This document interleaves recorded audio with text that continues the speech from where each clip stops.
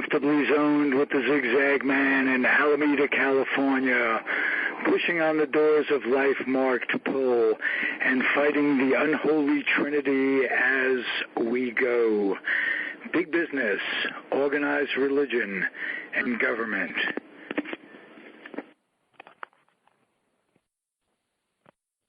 I am back, and you are comfortably zoned with me, the Zigzag Man, in Alameda, California.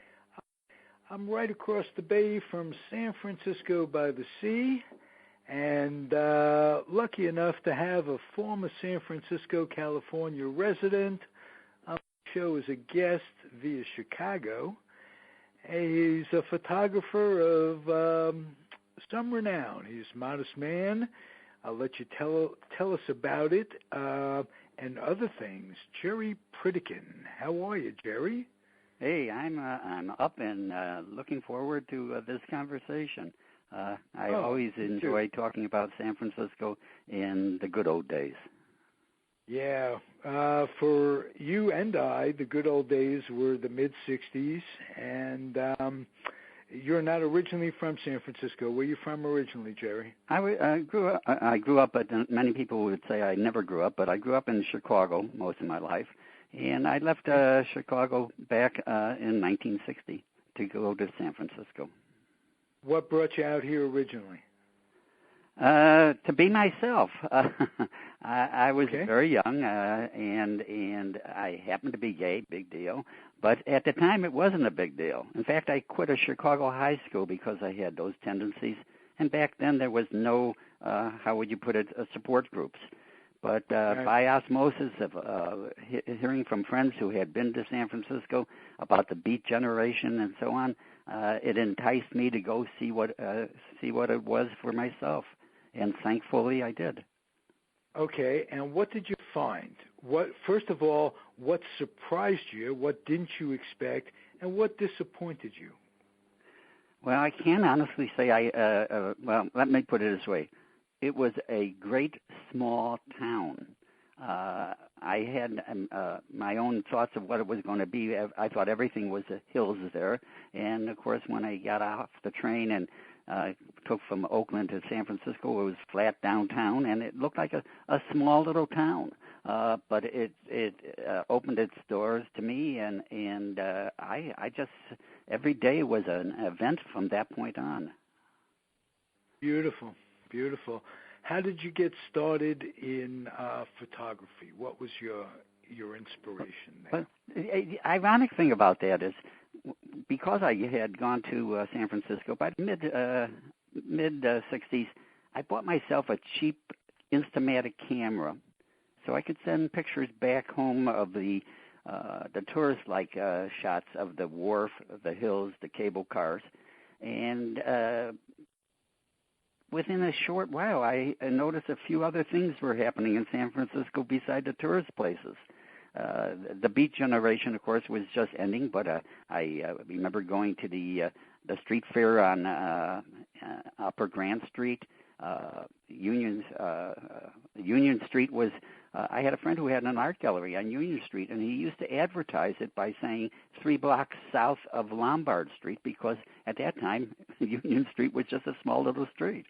So right, it seemed Lombard Street had the crookedest street in the country, or something. It's advertised. Well, that's next to Washington D.C. anyway.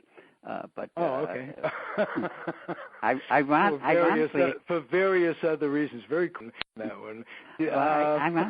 I once lived on Lombard Street, just a block and a half from there, and I used to hear the cable cars by opening my windows. At first I lived on Union Street, and there was a Swenson's ice cream at that time. It was the only Swenson's ice cream place in the country, and hot fudge sundae was like 55 cents. The cable cars were 15 cents. So all you needed was a few pennies in your pocket, and you can enjoy yourself. Back then, cocaine was free, for crying out. Well, funny you should mention. I never got. I was very satisfied. I'm very fortunate. I've only needed weed, but I didn't know I needed weed until I was turned on, and when I was already close to my 30th birthday. And the funniest thing about that is the first time I ever bought a litter pot, it was on Russian Hill, here again with the cable cars in the background and the old-fashioned foghorn blowing. And it was almost like a Tupperware show, but it was for a pot. And they gave us a light show and good music, and the litter pot was only $7. And that, it was back before pot was a business. It's back before pot was a business, before it became regulated, so to speak, and it really has been. I was fortunate because at least I was aware of it when the Summer of Love came. And one of my funniest memories of the Summer of Love, there was a pregnant lady on the street corner of Haight and Ashbury for the full Summer of Love. But the thing is, she wasn't pregnant. That's where she had her stash. And people used to buy a nickel or a dime's worth from her. She would open up her dress and go in and pull out whatever they needed. So that's great. Like I say, every day was an event. I wish I had photographed everything at that time, but I just was enjoying myself too much. Talk about some of your photography, political photography. I was fascinated by one that you posted the other day of Bobby Kennedy, who is absolute hero of mine, of course. Any of us, all of us. How did that come to be, and how did political photography come to be? I know you were kind of friendly with the Carters, so tell me about it. Here again, and of my collection, which there's maybe 3,000 pictures, 90% of them happened because I was stoned, and I'm making a confession. I'm making a confession. I really don't know anything about photography. This is my dream. You did all this, and you really are a renowned photographer. You did all this, and you're high. See, I did nothing, and I was high. We are on the opposite ends of the polar spectrum there. Is it amazing that we come together? Well, as a kid, a youngster, I never could get drunk because I got instant headaches from booze. So when I was, excuse the expression, turned on the pot, it was a reawakening of my senses that I didn't know I had. And I started taking these pictures of the hippies. I go down to Aquatic Park and the bongo players and jump on a cable car or take one of those boat trips for only $2 or whatever that go under both bridges. And I just seen things that I probably had been there before and done it before, but didn't see it like I did when I was stoned. But the picture with Bobby Kennedy, which was very interesting, my parents had just come to San Francisco to visit me. They were there that week. And I had heard that Bobby Kennedy was going to be at the Fairmont Hotel. So I told my parents I'd be back shortly, but I wanted to go down there with my camera. And I happened to catch him as he was coming out of the Fairmont. And I followed him with my camera, and I grabbed a few pictures with it. And one picture, which is kind of strange when I think about it, because someone walked in front of my camera at the time I was taking the picture, someone was with a microphone in front of Bobby Kennedy, but you don't see the microphone. You only see the hand reaching out. And it makes you stop to think of Sirhan type of thing. But who knows, you can't predict 5 minutes in advance, let alone a few days. But what I loved about and how that picture came about is I followed him, and he was getting on a cable car to go down to the beginning at Martha Street. And I was on the same cable car from him. I took a picture from behind him where he's talking to the crowd, and you can almost see, the people, they were enthused just seeing him. And I rode the cable car, and the funny thing, and it shows you how times have changed, I was wearing a Brooks Brothers plaid jacket, Madras jacket, but I was on the other running board of the cable car while it was going down. And just before we got to the stop, I jumped off because I wanted to position myself to take a better picture of him. And I found my a fire hydrant. and I stood on the fire hydrant, and as he passed me, I yelled, "Mr. President," and what you've seen in the picture, he looked at me and that Kennedy smile, and it was I such was able an to innocent. It was just a smile of recognition, like you get it, I'm gonna be president type thing, and it was a look between you. It was magical. It really was, the amazing thing today, you can take a picture and see the results right away with the digital cameras. But I didn't know what I had in my camera at the time, and I followed him when he was going to be making a speech at the Commonwealth Club, and I took a couple more pictures, and there he met with John Glenn, and I got a picture of him and John Glenn. And then I went home to tell my parents I took pictures of Bobby Kennedy, and of course they had no idea what it was, because I had to wait for them to come back. In fact, they were slides. And when I got that one picture back, right. Those days. Yes. How thrilled I was, because I actually, jumping back a few years, I actually shook hands with Adlai Stevenson the night before he lost the second election. I shook hands with Eleanor Roosevelt that night. I didn't have cameras then, but I describe myself as the gay Forrest Gump. I seem to be in places and things that were happening at the same time. I happened to be there, but after getting the Kennedy picture, like I said, my parents were in town. The next let me ask you the circumstances of Mrs. Roosevelt. How did that come about? They were in an open convertible, and they were going downtown from Chicago, from State Street down Madison Street to go to the Chicago Stadium. And here again, because they didn't protect people in those days, I was able to actually run alongside that car all the way from downtown, all the way to the stadium. And there was a guy running for Senator Richard Stengel, who didn't make it that day. But they would announce in the car as Eleanor Roosevelt, Adlai Stevenson, and I would yell out, "And Richard Stengel," and I did that all the way downtown. And when the car stopped, Eleanor Roosevelt started getting out, and she shook my hands. I mean, I honestly think she reached out to me before I reached out to her. And later that day, after the event, I was able to get on the stage when Adlai Stevenson was still there, and I shook hands again with Adlai Stevenson. So I haven't looked to see if there's any pictures like you can find now, but there might even be a picture around from the Chicago newspapers, because there I was. I was like the photo bomb. I was the bomb, always behind somebody or with somebody, and it's been an event. Like I keep saying, you have no idea. Here again, you mentioned Jimmy Carter.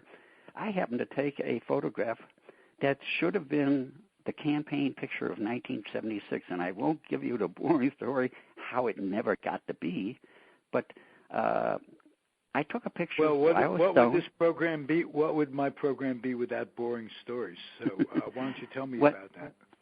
While I was stoned one day, I took a picture of a street sign in San Francisco of a street called Ford Street, and it was the end of Ford Street, so there was a sign that said "End Ford." When I took that picture, I never even heard of Jimmy Carter. I was thinking of Teddy Kennedy. I wanted to get that picture to Teddy Kennedy because I thought maybe he might run for president. And as it turned out, I was at an event. Here again, things happen by accident and whatnot. I was at something called the Memorial Day Tricycle Races. It takes place in the Civic Center in San Francisco. It was a gay event, but believe it or not, Carter's son Chip was on one of the tricycles, and behind him was a sign that said, "Meet Jimmy Carter in the Financial District on June 2nd of 1976.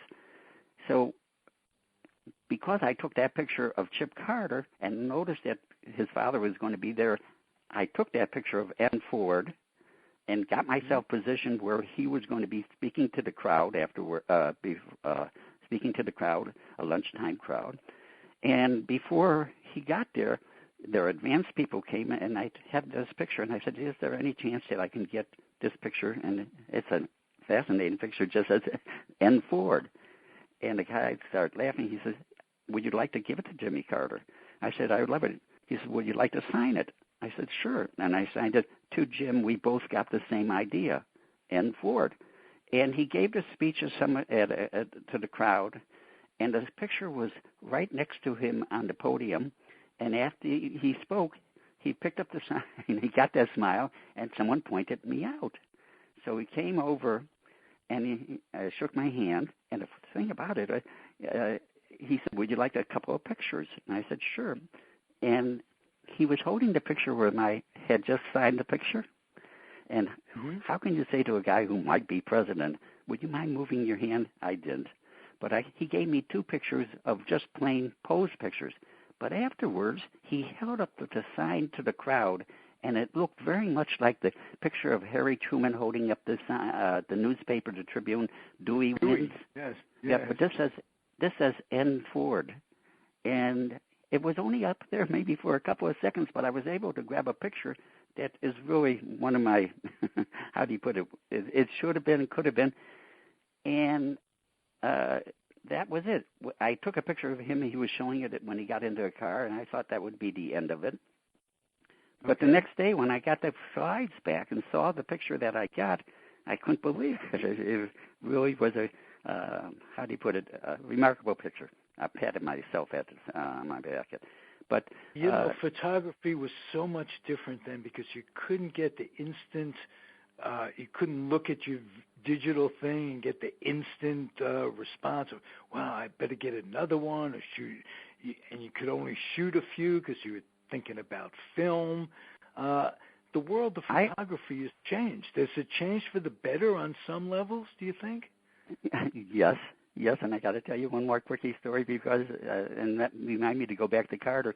But I was once in Florida visiting my parents, and I once took 4, because I stopped off and had a joint with a friend of mine, or maybe 2 joints. I took 400 pictures on a roll of film that I never put Ralph on camera. Jr., for Christ's sake, you smoke as much as I do. Go ahead. But the thing, I didn't. The whole idea of that particular trip was to take a sunset picture on the west coast of Florida, and I realized that 10 minutes before the sun was going down, wait a second, I never put film in the camera. All those pictures I thought I took, I didn't have. So today, yes, you can have the digital. But what happened with that Carter picture when I got it back, I made up copies. I even made up a T-shirt that said N. Ford, a better idea. And 5 weeks after Carter posed for that picture, I didn't have a security clearance in those days. I got one later, but I didn't have a security clearance, so I couldn't get that picture to Carter. And a guy by the name of Shorenstein, I think he owned half of San Francisco at the time. Oh, yeah, he just recently passed away, if I'm not mistaken. And someone said, well, I'll give it to Walter. I'll give it to Walter. He'll give it to Carter. Walter Shorenstein. And I went to the Fairmont Hotel where he was going to be giving a speech, and I was just there to take more pictures, but I'm in the front. I always get places early. I'm in the front. When he comes, the door opened up, and he sees me. No one points me out this time. He points me out, and no one points me out. And he comes walking to me, and here's the thing that told me why he was president. He reached out his hand, and he said, Mr. Pritikin, I thank you for that picture. And he only met me for a couple of seconds 5 weeks before during a whole campaign. So can you imagine, if I have a memory like that, now you know why he's president, or was, elected president. But I happen to be, like I said, in many different places. Well, when I showed that picture in San Francisco to the advanced people, there was something called the debate going on in San Francisco, and they said no one could get a ticket to the debate. I came up with a fundraising idea for the League of Women Voters. They said, how much is this going to cost you? Cost me? Cost them? I said, a ticket to the debate. And I got a ticket to the second debate in San Francisco between when Ford and Carter was giving, and where Ford mentioned there was no Eastern satellites and Russian satellites in Europe, and actually made Carter president eventually in time. But that picture was was made into a 4x6 picture by the campaign. I jumped ahead of myself for a second. I had that picture. I knew he was coming to San Francisco, and I wanted to show it to the advanced people. They said, can we get a big picture made of this? And a woman by the name of Nancy Pelosi said, we can get it. And they made a big picture. But the thing is, when I said, I can picture Carter standing in front of this picture, it was going to be at the Brooks Hall in the Civic Center. And it was they were going to have a party after the debate for the San Franciscans. And I said, I can see Carter standing in front of this picture saying, and this is a fact, President Ford said his favorite show was Kojak. So that happened about 5 weeks earlier. So, and I said, I can see Carter standing in front of the San Francisco crowd saying, President Ford said his favorite show is Kojak, and then pointing to the N Ford sign, mine is the streets of San Francisco. And they said, what did you say? And I came up, and they said, you got to get a big picture of it made. I want. And they called a guy by the name of Gerald Rafshoon, who was Carter's number 2 man, and they said, go with it. They want it. So they made this picture, but because I was at the debate, and I wasn't at the hall when here's the sad part. Some peon forgot to put the picture on the podium. Carter came out, and my friends told me that he looked around. He was supposed to stand in front of. There was no picture for him to stand in front of. Someone forgot to put it above on the stage, and because I was after the debate, I would have noticed that. No one noticed it. And when I got there, and I'm already on cloud 7, I wanted to see the reaction to my friends. They said there was no pictures there, and there it was, face against the wall. And someone forgot to put it up there. So that's just my Forrest Gump type of situations. I've been in strange what-if situations. Who knows what would have happened? Tell me then, tell me your secret of photography. Is it just composition, or is it lighting? Is it, you tell me what your special niche is that makes your photography different. I only went to one course, and it was a professor named Maury Kamhai, who was very popular in San Francisco in the 70s. And I took pictures and showed him, and he said he loved the different what I showed him. He said, "You got it." He said, you got what it takes." I didn't know what it took, but what it took was, and you got to remember, I always had to buy my film, and I never developed my own.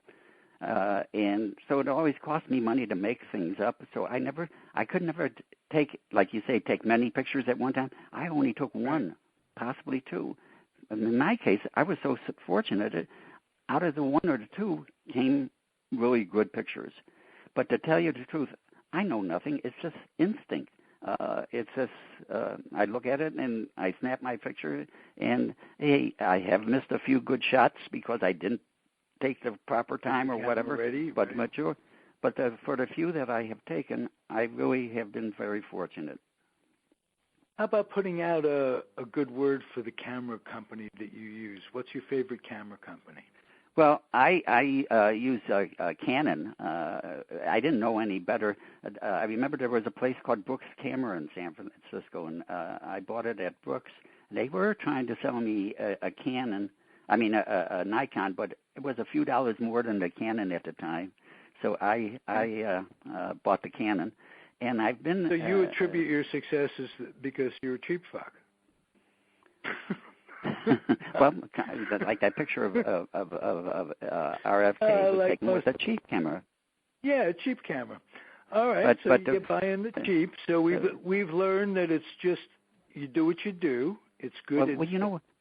So that's talent. You know what I'm saying? It isn't anything you have to rehearse for, or some people. No, I tell you what happened when I was shooting with the Instamatic.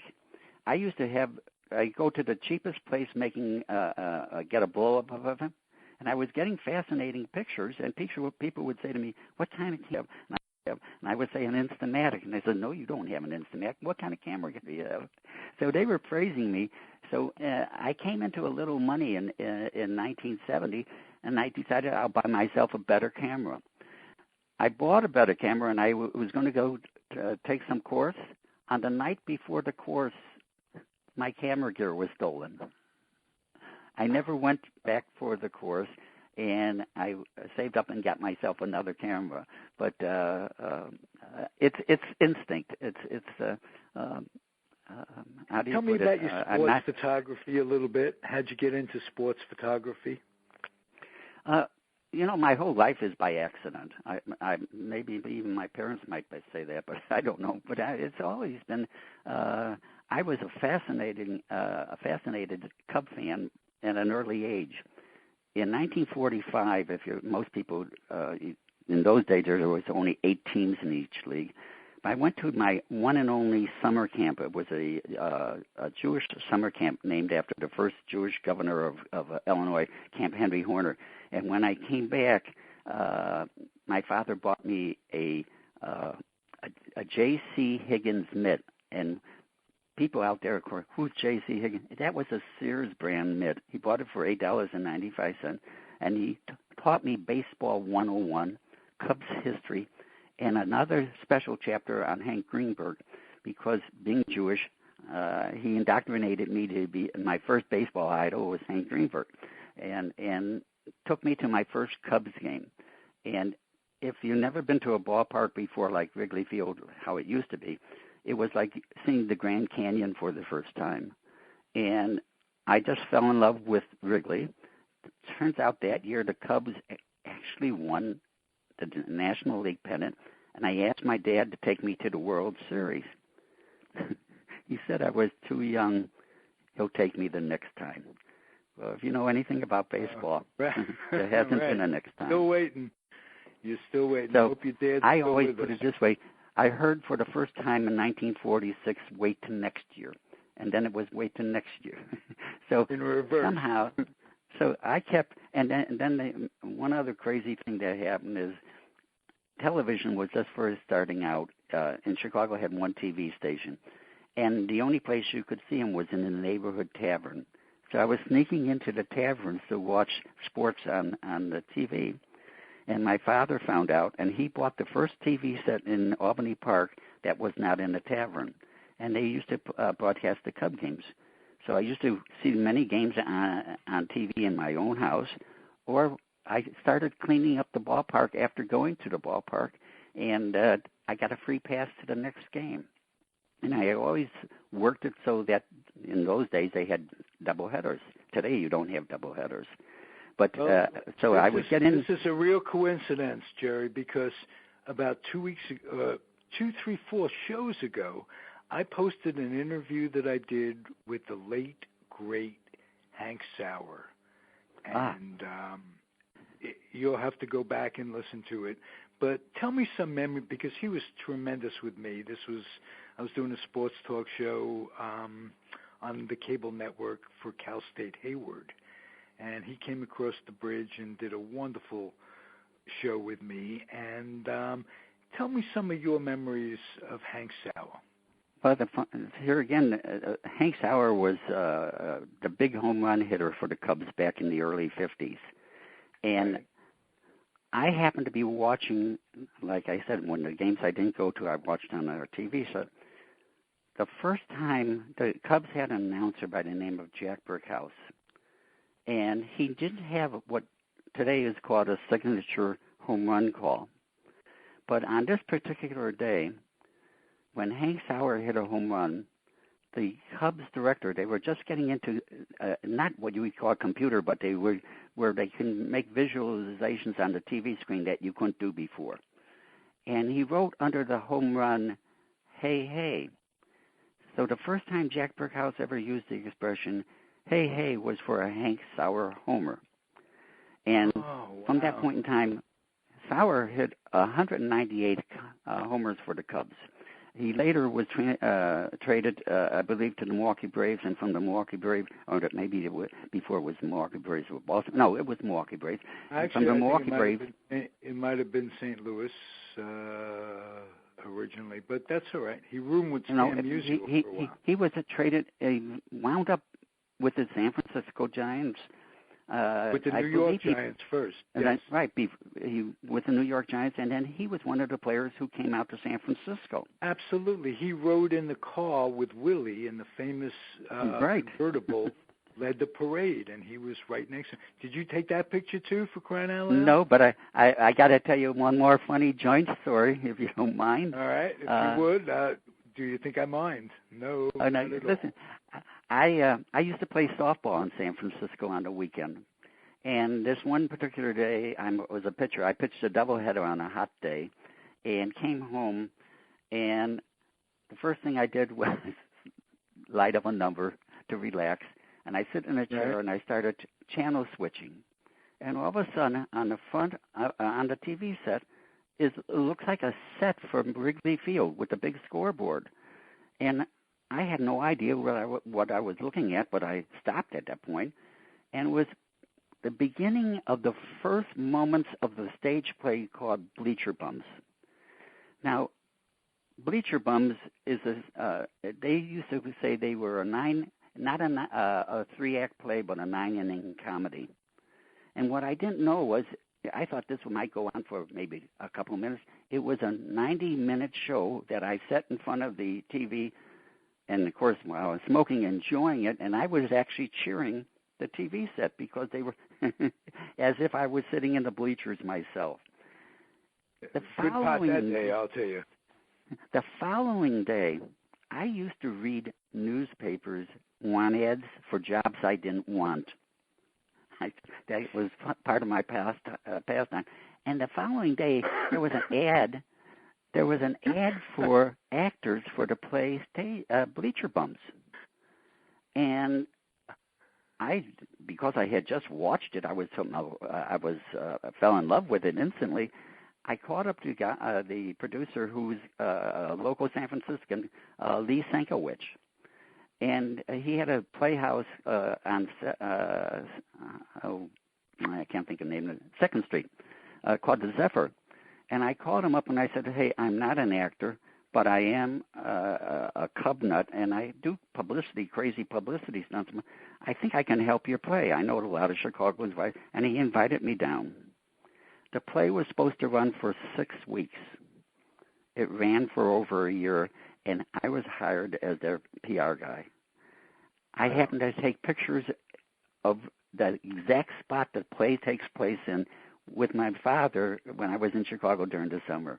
And make a long story short, the play, it happened the same year there was a baseball strike. The play just started about 2 weeks before the baseball strike. Right. I caught up all the sports people in San Francisco saying, "Hey, since you don't have a baseball game to go to, come to the play." And they wrote about it on the sport pages and not on the theatrical pages. And the play was an instant success. And like I say, it was supposed to be a 6-week run. It ran for a year and a half. But they had to move to the old Little Fox Theater. From a small theater, they had to move to a big theater because they were selling out all the time. Right. I managed to turn the lobby of the old Little Fox Theater into Wrigley Field West. I happen to have a lot of memorabilia from the Cubs. When I used to go to Chicago to see my family, and my parents used to come from Florida to Chicago and be with my family, so I was able to pick up street signs that circle the old-fashioned yellow street signs that are around Wrigley Field. In those days, the ushers were called Andy Frayne ushers. I got Andy Frayne usher outfits. I turned the stage. I mean, not the stage, but the lobby into Wrigley Field. So many people who came to see the play, many of them who were former Chicagoans, felt at home right away. But the play in itself was fantastic, and this is where the evolution of the Bleacher Preacher comes from. I was coming up. You know who Bill Veck is. Absolutely, Veck. The Bill Veck in me came out. I was able to get little tidbits in not in Herb Cain's count, but in the sports sections, and I became I was being called the Bay Area resident Cub fan, and from that, when the play finally did it, and just before, I got off subject, but with Hank Sauer, as the play was getting ready to close, about a month before it closed, there was an announcement that Jack Brickhouse was going to be making his last trip as the Cubs announcer. So I went to the Giants and I said, "What are you going to be doing for Jack's last trip?" They said, "Why should we do anything?" I said, "Have you ever noticed when the Cubs play in San Francisco that half of the hats are Cub hats?" And they said, "What do you have in mind?" So I created an award called the Hey Hey Award. Jack, that home run that Jack on the first Hank Sauer home run became Jack Brickhouse' signature call. Hey Hey, whenever the Cubs hit a homer.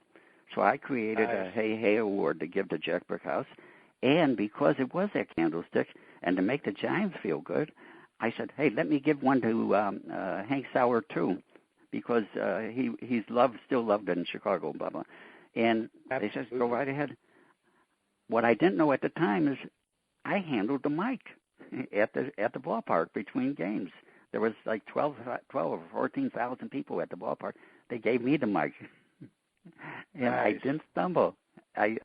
And so when I gave the award to Hank, he really appreciated it because he loved the Cubs and he loved the bleacher bums.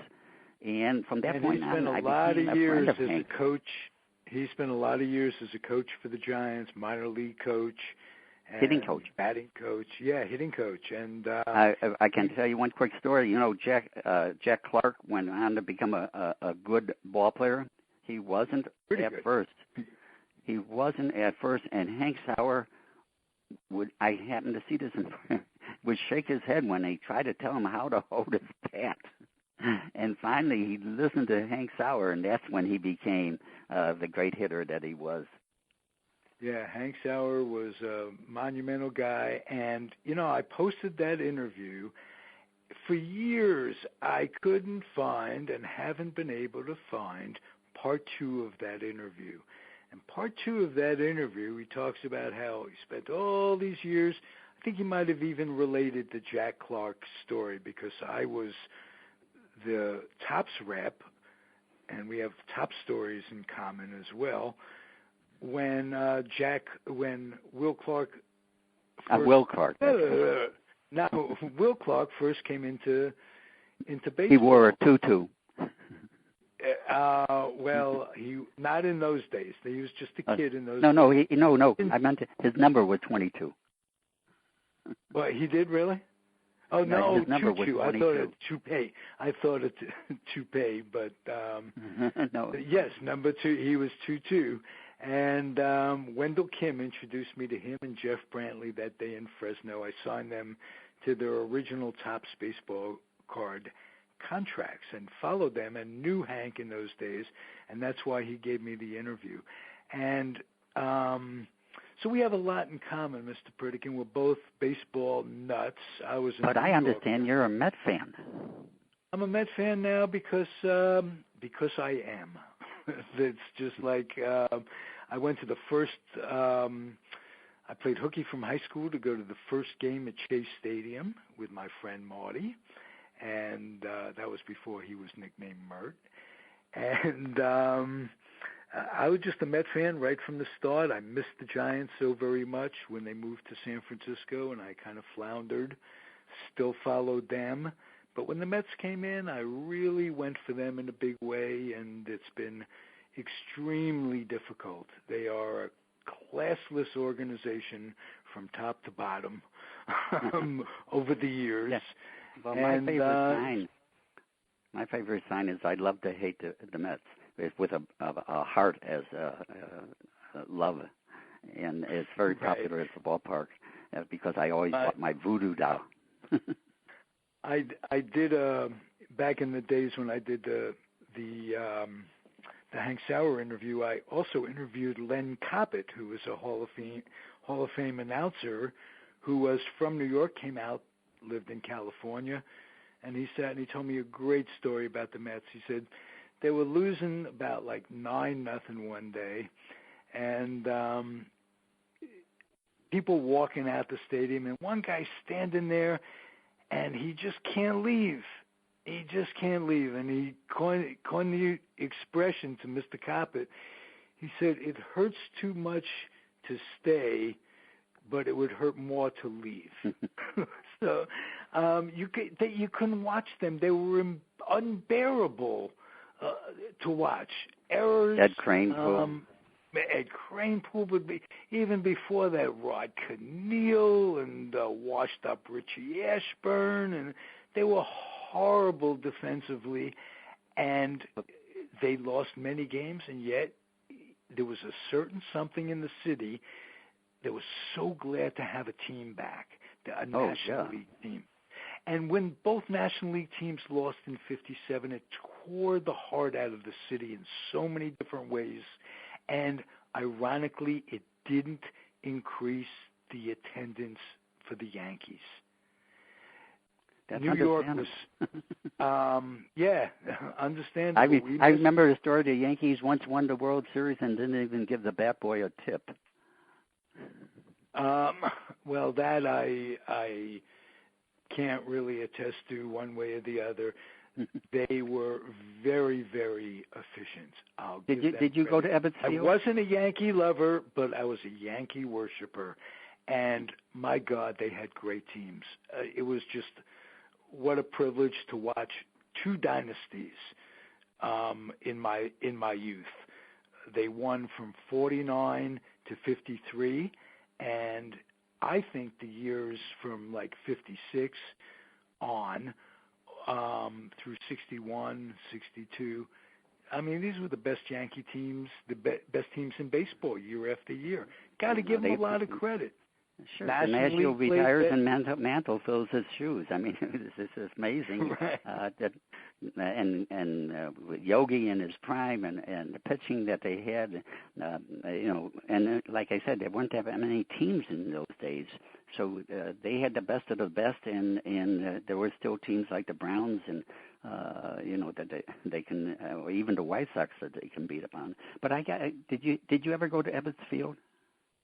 I went to Ebbets Field in 1951. My grandfather took me to all three stadiums, Polo Grounds, Yankee Stadium, and Ebbets Field. My grandmother lived across the street from Ebbets. Not my grandmother. My great-aunt Sonny lived across the street on Bedford Avenue, and I remember my grandfather was like 4.5 years old, points up, that's where Aunt Sonny lives. And then I went to Yankee Stadium, and my grandfather says, "Here's Joe DiMaggio. This is his last year. Watch Joe. You will always remember you saw Joe DiMaggio. You saw Joe DiMaggio." He kept repeating it to me, pointing him out. I saw Joe DiMaggio. And then I got to see the Giants before they brought up Willie in 1951 and how they were configured and how they changed when Willie was called up. So I became instantly stricken. That was a religion for New Yorkers in those days, and my pew was the New York Giants. It was just terrific. I had great memories. Buddy Kerr.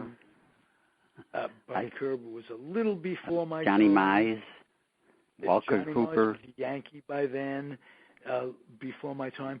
But Mueller was in right, Mays in center, Irvin in left. Hank Thompson.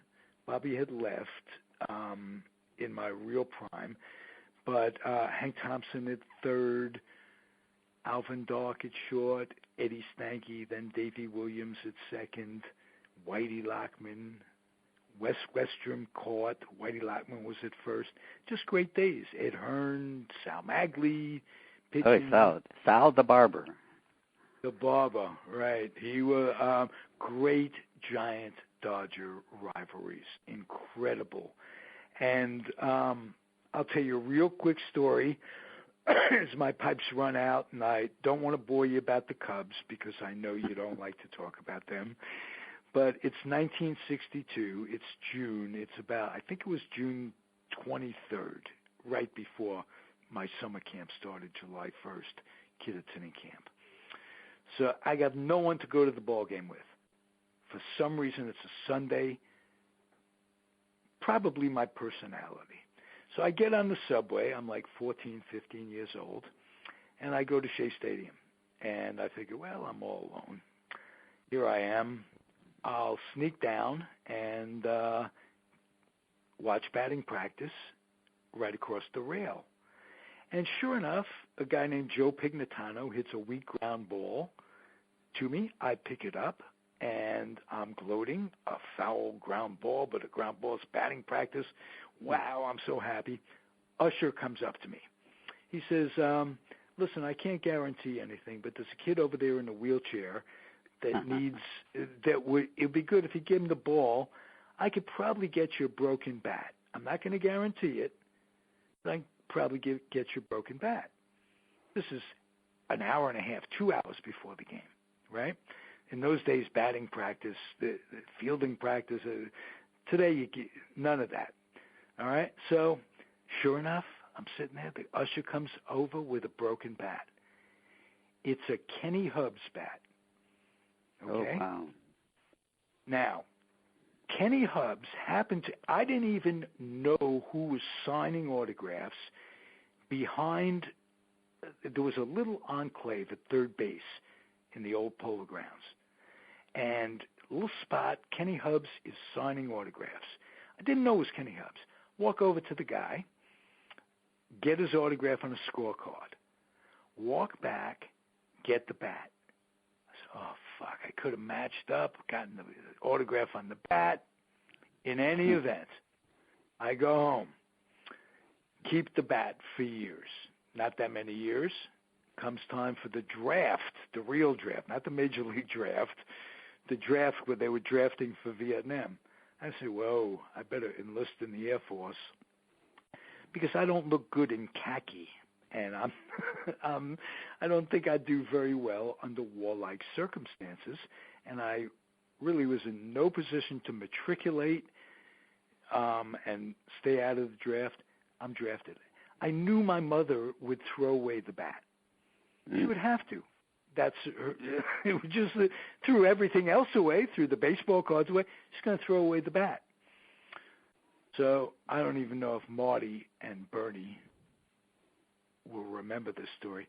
I go over to Marty's house and I ask Mrs. Rose, would you keep the bat for me? And she says, sure. Ends up, she threw away the bat herself. I couldn't get mad at her for throwing. I would have killed my mother. I couldn't get mad at Mrs. Rose, Marty's mother, and Bernie's mother for throwing away the bat.